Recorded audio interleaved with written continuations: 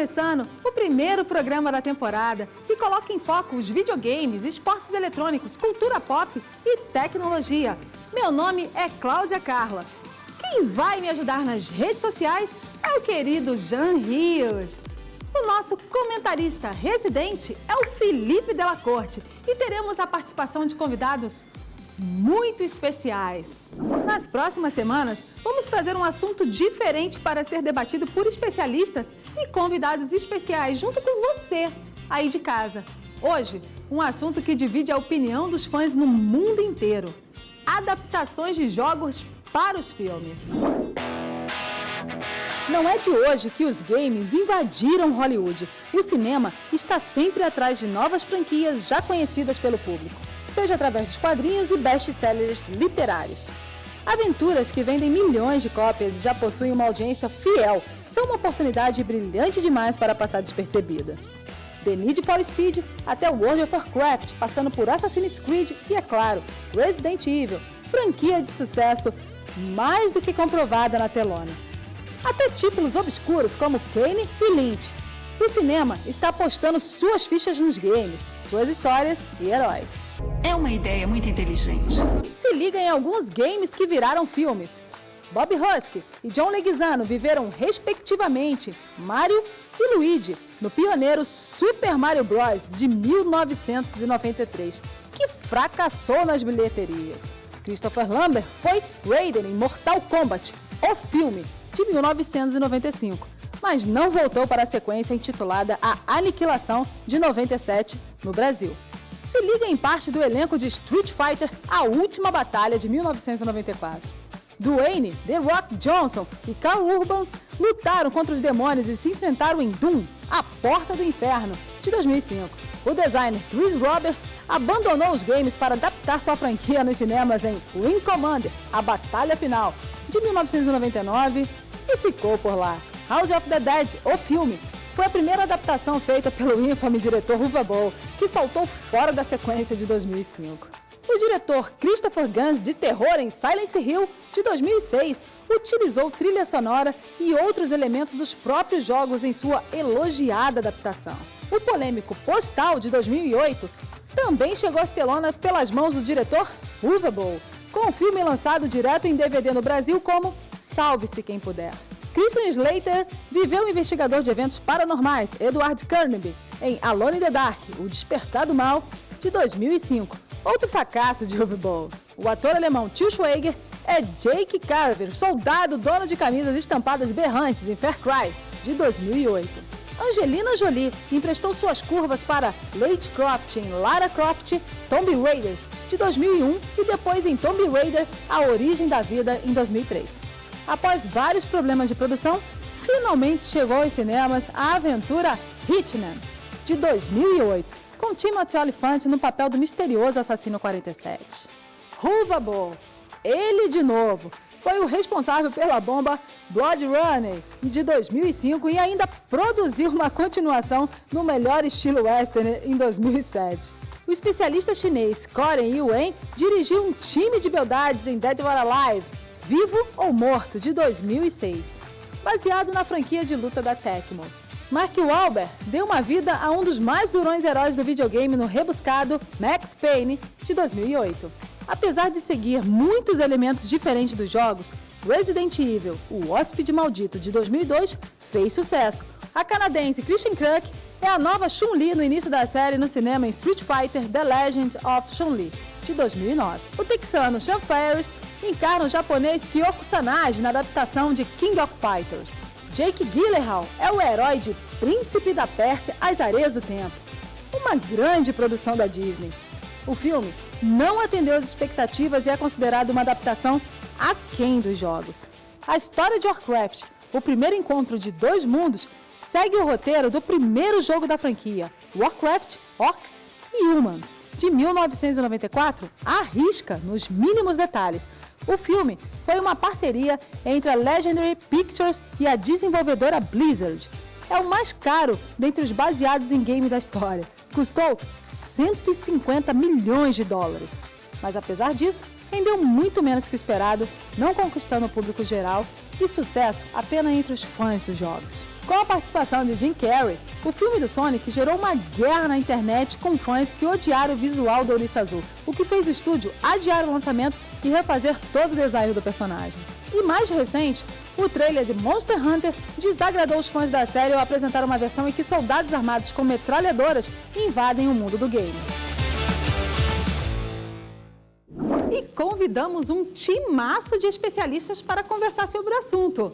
No Skype, a gente recebe a Monique, do canal Resident Evil Database, o Felipe Delacorte, que é o nosso comentarista residente, e a Nanda, que é narradora de VoL. E aí, galera, tudo bom?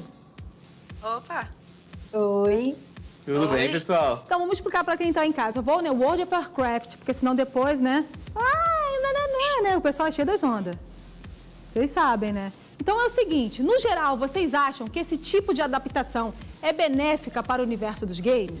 Olha, eu acho que não existe nem benefício nem malefício. Eu acho que qualquer adaptação de qualquer tipo de arte para outros tipos de mídia é mais uma manifestação artística. É a mesma coisa que você falar, poxa, pegaram esse livro aqui, adaptaram pra filme e aí estragaram o livro. Cara, o pessoal do cinema não vai lá e queima todos os livros. O livro existe ainda, se você gosta do livro, você pode continuar lendo o livro. Se você gosta mais do jogo do que do filme, você pode continuar jogando só o jogo. Ninguém vai te obrigar a assistir o filme e o filme não faz o jogo parar de existir. Agora, eu acho que é uma ótima maneira da cultura dos jogos chegar em outras pessoas que não são jogadoras e talvez despertar um interesse que nem elas sabiam que elas tinham. Não, com certeza. Tem até mesmo o filme do Warcraft, né, que foi lançado em 2016. Se me corrija se eu não estiver ficando doido, sou horrível com data. Mas eu conheço muita gente que não jogava World of Warcraft e procurou o jogo depois disso, né? Então, o filme, apesar de não ser completamente fiel à história do jogo, ele trouxe a curiosidade para as pessoas e acabou aproximando elas do jogo. Elas foram procurar o jogo, acabaram gostando e tem gente que joga até hoje. Falando de World of Warcraft, eu, na minha humilde opinião, né, vamos lá, que tem gente que não vai concordar comigo. Eu achei incrível, eu gostei muito, achei igual ao jogo a briga de humanos e orcs. Eu adorei o filme também, cara.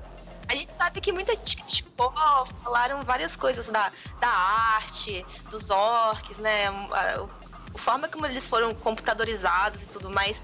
Mas eu, como fã do World of Warcraft, do Warcraft em si, eu gostei muito. Eu não sei, eu achei as cores muito bonitas, sabe? Das habilidades. Eu me apeguei bastante ao áudio também. As músicas são muito boas. As músicas são lindas, são lindas. Pois é, e é uma característica bem da Blizzard, né? Você já ouve a música dos jogos de World of Warcraft, até de outras franquias também, Overwatch, e elas são muito marcantes. E eles trouxeram bastante isso pro jogo e eu particularmente adorei. Tem gente que não gostou, mas eu gostei muito. E olha que eu sou completamente envolvida nesse Se falar isso, você é suspeita, né? Falar de Warcraft, mas eu não sou. Não estão pagando a Nanda pra isso, tá tudo bem. Não estou pagando. Não, e a Monique, do Resident Evil Database?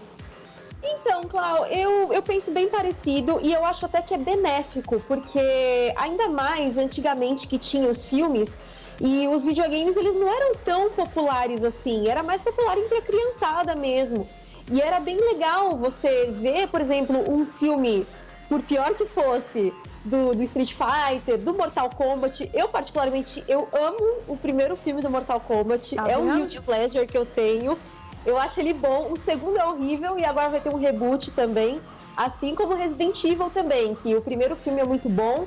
Foi decaindo a qualidade ao longo dos lançamentos, mas arrecadou muito dinheiro, fez com que muitas pessoas também conhecessem a franquia. E é o que eu sempre brinco com a galera. Se hoje a gente vê camisetas da Umbrella em qualquer lugar, em lojas de departamento, a gente tem que, de certa forma, agradecer os filmes, sim, por isso. Com certeza.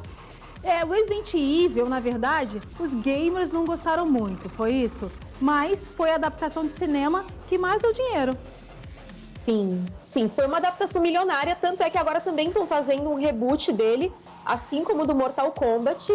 E a galera tá super hypando, o elenco é bem de peso também, tem um elenco bem legal, já tá sendo filmado lá no Canadá, estão saindo várias imagens de bastidores e a galera tá pirando, porque aparentemente vai ser mais parecido com o jogo do que os anteriores. É que o dela, ele faz uma cara quando vocês falam. Não faço cara. Mas eu concordo com quase praticamente tudo que elas falaram. Gente, assim, eu sou cria do World of Warcraft. Eu tenho uma tatuagem de World of Warcraft. Mostra aí. Sabe? Não dá porque é na perna. E as pessoas têm que saber que você tá consumindo mídias diferentes. São experiências diferentes. Um jogo que você joga em 20 horas, não dá pra contar uma história dele em 1h30 de filme, sabe? Então, assim, se chama adaptação por um motivo, né? E tem muitos livros que ficam excelentes.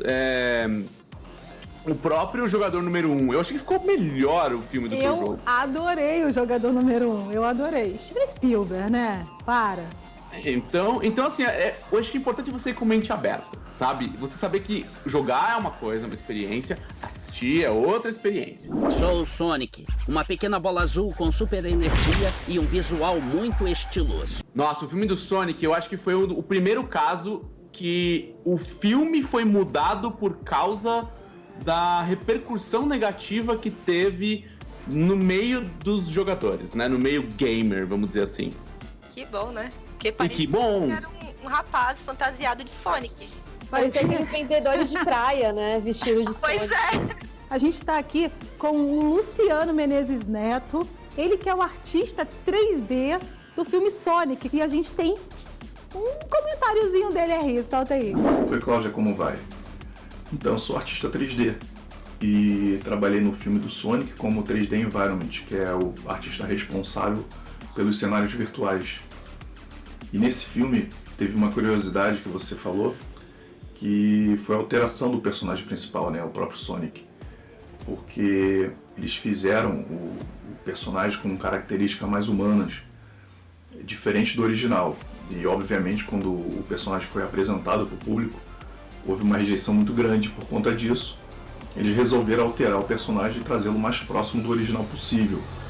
E por conta disso, como a produção já tinha sido iniciada, houve um atraso, né, no lançamento do filme. E isso impacta diretamente na produção dos artistas, porque principalmente os animadores, que eles tiveram que refazer várias animações. E não só refazer animações, como também algumas animações que já estavam feitas, eles usaram uma ferramenta para poder transportar uma animação do personagem que já estava pronto para o novo personagem.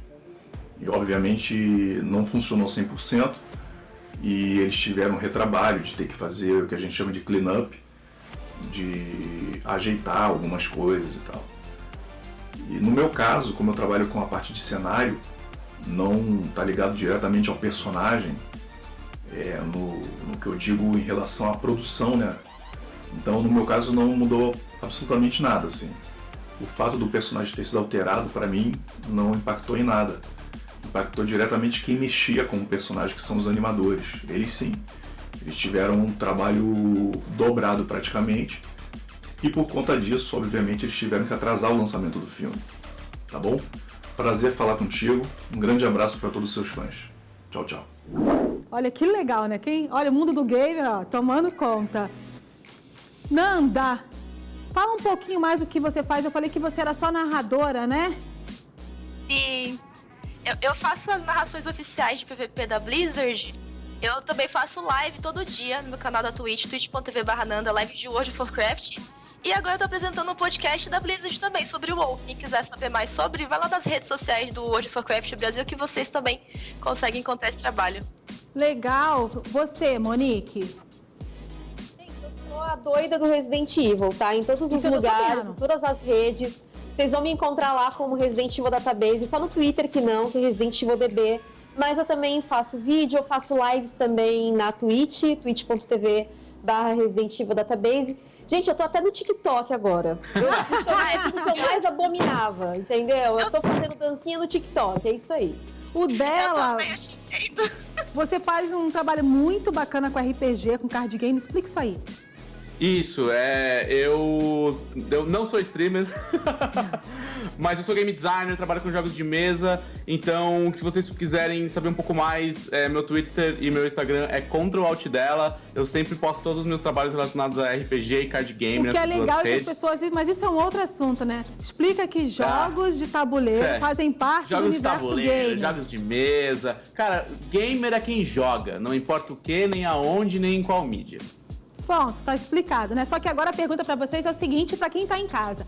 Qual o seu filme favorito baseado em jogo e qual você mais detesta? Pra vocês Meu favorito três. de longe é Silent Hill. Silent Hill de 2006, o primeiro, o original, eu acho, assim, eu fiquei impressionadíssimo quando eu vi essa adaptação. Eu já era muito fã do jogo e eu gosto muito dessa temática de terror e horror. Eu ouvi de um rapaz aqui da emissora hoje que ele também gosta desse jogo. Nossa, cara, é maravilhoso. E assim, e eu adorei que não é a história de nenhum jogo. É que ele falou pra é não a falar o nome história do Silent Hill, sabe? Da premissa inteira, assim. Isso é muito rico, então não precisava copiar um jogo no cinema. E os caras fizeram perfeitamente. Agora, eu não tenho nenhum que eu odeio, não tenho nenhum que eu acho horrível, porém, existe um forte candidato que está a ser lançado, que é o filme do Monster Hunter. Eu sou muito fã de Monster Hunter. Eu tenho mais de 600 horas de Monster Hunter World. E assim, eu tô preocupado com algumas coisas que eu assisti nos primeiros Tipo teasers. os caras invadindo, atirando? Assim, atirar com uma .50 no monstro não vai... essa não é a pegada, entendeu? O negócio é pegar umas espadonas e dar porrada neles de perto, as coisas... Eu podia, não precisava disso. Nanda, você... Qual que você mais gosta e você mais odeia? Eu gosto bastante do filme do Warcraft, né? Porque eu sou suspeita, foi um filme que eu esperei muito tempo. E eu adoro aquele filme do Mortal Kombat primeiro, porque foi um filme que eu passei na infância. Eu assisti várias vezes. Eu tinha a fita em casa, eu assistia sempre. O filme que eu odeio aquele filme do Mario, sabe? Super Mario Bros. Tem o Mario? Os irmãos Mario, sabe? Que tem o Yoshi Gosmento, tem o homem com a cabecinha verde, assim, pequenininha. Nossa, eu odeio aquele filme. Ai, desculpa. Eu odeio aquele filme é horrível. Ficou até nervosa. Fiquei até nervosa, comecei a gesticular aqui, porque eu sou uma pessoa que eu cresci jogando Mario, né? Eu tenho o Nintendo 64 até hoje. Eu joguei muito Super Nintendo. Eu jogo até os jogos mais novos ali, o do Switch, né? Eu não jogo muito não, mas eu jogo. Então, eu gosto muito do Mario, gente. Eu tenho um pelúcia de Mario. Eu amo Mario. Aí me vem aquele filme dos irmãos Mario e Luigi Mario. Pelo amor de Deus, é muito ruim. Você, Monique? A tadinha da Nanda, eu senti um trauma nela ali, um trauma de infância. Mas, olha, apesar de eu gostar muito do primeiro filme do Resident Evil, eu acho que eu vou com a Nanda e eu também acho o primeiro filme do Mortal Kombat é o meu favorito, porque, cara, eu acho ele muito legal. Eu lembro, ele também marcou minha infância. Eu acho ele legal, eu acho que os atores são legais e tudo. Eu sei algumas falas de cor, eu lembro da música até hoje, a música é muito icônica do Mortal Kombat. E o que eu detesto, eu acho que foi um desgosto pra mim, aquele filme do Street Fighter. Inclusive, eu acho que o Raul Julia morreu de desgosto, viu, Clau? Porque... Mas não valeu assistir só por ele? Pode, porque... né? Foi o último filme dele, né, se eu não me engano? Foi. Gente... Eu acho meio Sessão da Tarde esse filme do Street Fighter. Eu aprendi a amar ele, assim, sabe? É o Goonies da nossa geração, assim, sabe? Nossa, para de ofender os Goonies, pelo amor de Deus. Meninos, o nosso debate chegou ao fim. Muito obrigada pela participação de vocês, tá bom? E vamos para um break rapidinho e na volta, pergunta dos telespectadores. Queremos saber o que vocês têm a dizer sobre esse assunto tão polêmico. Até já!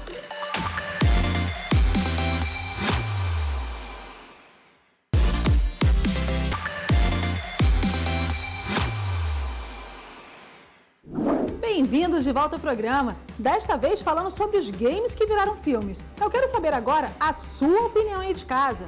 Você gosta das adaptações cinematográficas de jogos? Vamos ver o que a galera tá falando aqui no Twitter. Tem muita gente escrevendo aí? Muita gente. Falar de game e filme rendeu, hein, Cláudia? Então vamos ver aqui, ó. O @Baratevix. Ó. Os melhores foram Mortal Kombat e o primeiro Resident Evil. Os piores foram todos os outros filmes. O cara já todos os outros. O @Denis_Delay disse: meus favoritos são Mortal Kombat e Tomb Raider. Jogos e filmes que fizeram parte da infância e fazem até hoje parte da vida dele, que ele tá dizendo, né? Aí o cara respondeu ele, né, dizendo: Angelina Jolie é Lara Croft, do Game Boy Advance de 2001, heroína dos games na época. Gostei muito. Então ele tá dizendo aqui o que ele mais gostou, que foi @Jair_Tavares, que ele gostou de Mortal Kombat com certeza. E agora, vamos assistir os vídeos que vocês mandaram aí. Os vídeos do WhatsApp. Vamos ver a opinião da galera por vídeo. Eu indico o filme Street Fighter 2, o filme, o longa animado de 1994. Olá, Cláudia Carla. Olá, galera do iFront. Eu, por exemplo, gosto muito do Warcraft, que não foi um sucesso de público gigantesco, nem mesmo de crítica na sua essência, né? Mas eu acho que tá lá, né? Tem outros games que viraram filme, como Resident Evil, que tem um apelo emocional pra gente, né? E tem coisa, gente, que é tranqueira, né? A exemplo do Super Mario Bros, que, puxa, merecia uma coisinha melhor, né? O primeiro filme que eu quero comentar é o filme do Sonic, que saiu no começo desse ano. Ele tinha um personagem muito mal feito, né, nos primeiros trailers que a gente viu, mas a Paramount viu a reclamação que aconteceu na internet, né, e ela mandou refazer o personagem, ele ficou mais bonito, ficou mais amigável, e o filme mesmo tem uma história bacana, o que agrada as crianças, agrada os adultos, e assim, eu gostei e eu estou esperando aí sair uma continuação, né. O segundo filme é o Mortal Kombat, né, ele foi baseado no primeiro jogo, e ele é bem fiel à história do jogo, aos personagens. Ele tem umas cenas de luta bem bacanas, assim. Ele tá um pouco datado, mas ele funciona, assim. Dá pra ver, dá pra dar umas risadas e tal. Agora, filme que eu acho muito, muito ruim, assim, e eu quero que todo mundo passe longe, é o Dead or Alive e os filmes do Resident Evil. Eu acho que esses aí não dá pra assistir. Cara, eu não botava muita fé em adaptação para videogame, até assistir o Sonic, o filme. O filme é sensacional, ele adapta muito bem, tanto para a nova geração quanto para os mais velhos. E o clima é sensacional, cara. Foi, para mim e para minha família foi uma experiência muito legal, e é uma lembrança muito legal, porque foi bem antes da pandemia que a gente foi assistir. Então é uma memória gostosa que a gente tem. Fala aí, pessoal do iFront, Cláudia, convidados, meu nome é Leon, e quando o assunto é games e cinema, a gente sabe que geralmente os resultados são catastróficos, mas eu tenho que admitir que tem um filme que eu amo de paixão desde moleque, eu assisto sempre que posso, que é o Mortal Kombat, o filme. E, gente, eu não vou mentir pra vocês, ele é tão ruim, mas tão ruim, que fica bom. A melhor adaptação aí de jogos pra mim é Silent Hill. Teve uma sequência que não vale nem a pena ver, mas o primeiro filme eu acho que tá demais aí. Inclusive é um ótimo filme de terror que vale muito a pena conferir. Mas o programa ainda não acabou. Depois do intervalo tem o Perfil de Campeão, contando a história dos maiores ídolos do esporte eletrônico, e também a participação especial da Bruna Daré, que está no The Voice Brasil. Fica ligado, já voltamos.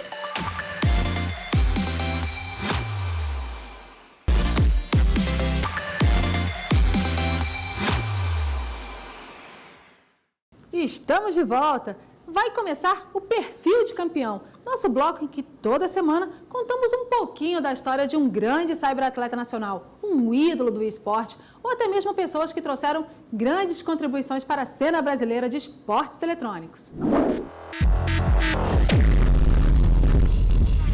Micael Rodrigues de Araújo, mais conhecido como Micão, reside em Caratinga, Minas Gerais e é jogador de League of Legends. Seu time atual é a INTZ e foi 4 vezes campeão brasileiro de League of Legends. Oi, aqui é o Micão. Minha carreira eu comecei ela porque eu gostava muito de jogar jogos de computador no geral e eu gostava muito de competir também. Então, meio que com os amigos, assim, jogava alguns campeonatinhos, algumas coisas que valiam dinheiro no jogo mesmo. Com o cenário evoluindo, começando a ter alguns campeonatinhos que valiam mais do que dinheiro no jogo, valia tipo dinheiro mesmo, ou tipo uns campeonatos maiores ainda. E eu tava meio que no meio daquilo, eu meio que fiquei bom por acaso, porque eu gostava de me divertir naquilo. E aí o cenário foi evoluindo comigo dentro, tendo mais oportunidades de ganhar dinheiro, etc. E as maiores dificuldades que eu passei no início foi por ser algo muito novo, era muito difícil de eu chegar pra minha mãe e falar o que eu tava fazendo. Então era muito difícil dela deixar eu ficar jogando no computador às vezes. Mas era algo muito de não conhecer mesmo. Então a partir do momento que eu mostrei pra ela, a partir do momento que teve mais material pra falar sobre, ela apoiou 100%. Então a dica que eu dou é converse com a sua família. É muito importante ter o apoio deles. Não largue tudo pra isso, né? Porque é algo muito incerto. Então sempre tem que ter os estudos, sempre tem que estar no plano B ali. Mas se dedique e acredite.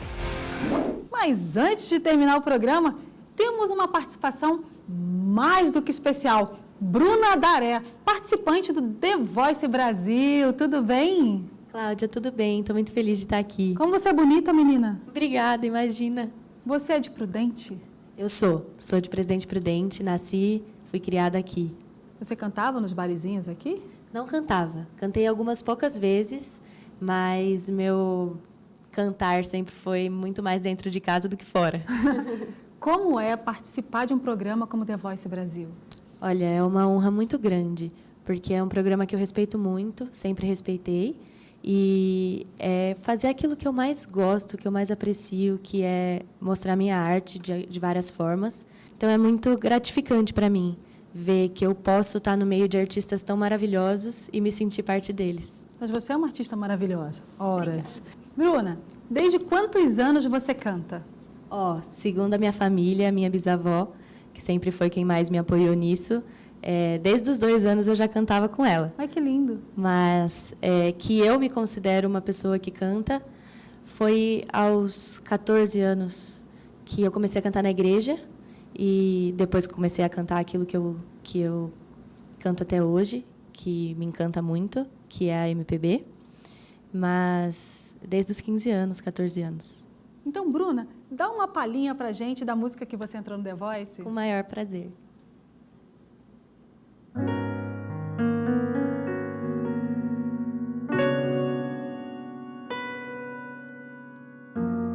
Quando você me deixou, meu bem,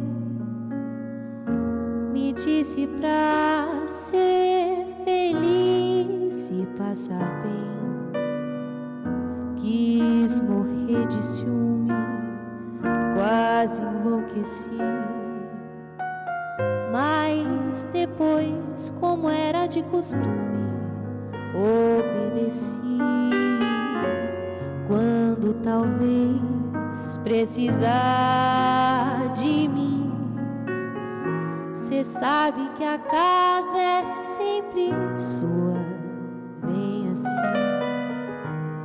olhos nos olhos, quero ver o que você faz ao sentir que sem você eu passo bem demais e que venho até remoçando e me pego cantando sem mais nem porquê. E tantas águas rolaram, quantos homens me amaram bem mais e melhor que você. Obrigada, Cláudia. Bruna, muito obrigado pela sua participação. Você é uma artista incrível. Muito obrigada a você, Cláudia, pela honra de estar aqui. Imagina. Bom, pessoal, nós vamos ficando por aqui. Sábado que vem tem mais. Te espero. Vamos encerrar o programa de hoje com música. Bruna, é com você.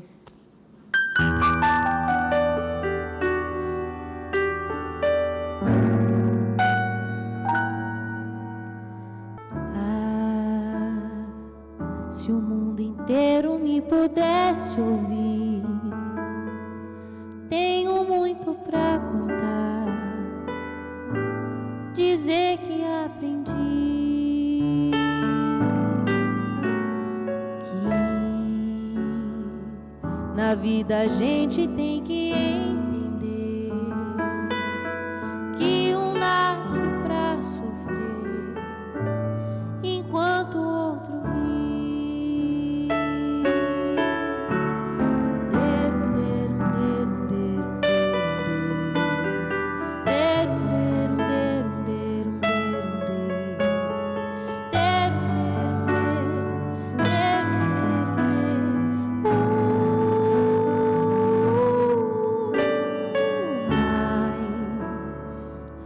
sofre sempre tem que procurar, pelo menos vir achar razão para viver.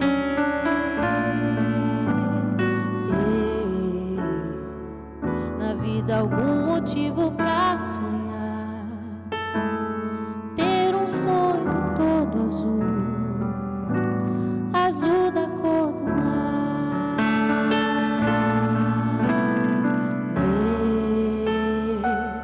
Na vida algum motivo pra sonhar,